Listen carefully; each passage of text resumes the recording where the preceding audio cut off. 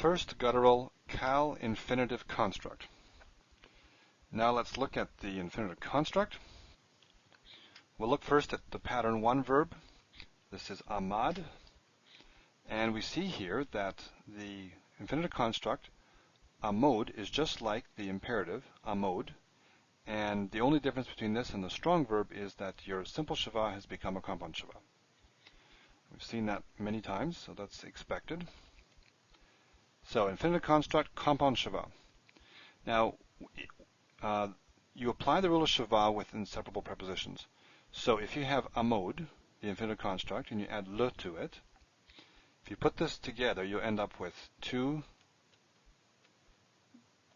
shavas right together, right? And if you have two shavas in a row, then the first one becomes the full vowel corresponding to the compound shava in question. So you get this and this, which is what you have here. Le amod becomes la amod, which means to stand. And infinitive constructs often show up in the text with an inseparable preposition, so it's useful to note this. Okay, and let's look here at the comparison. In the strong verb, we have pekod, that's our infinitive construct.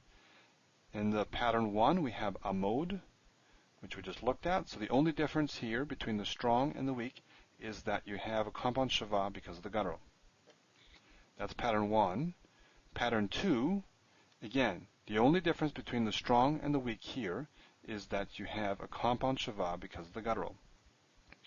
Notice that even though pattern 2 has a theme vowel, patach, normally, in its other forms, in the infinitive construct, it goes back to the holum. So in the infinitive construct, these two, pattern 1 and pattern 2, are the same. And they're very similar to the strong. The only difference being the compound shava because of the guttural.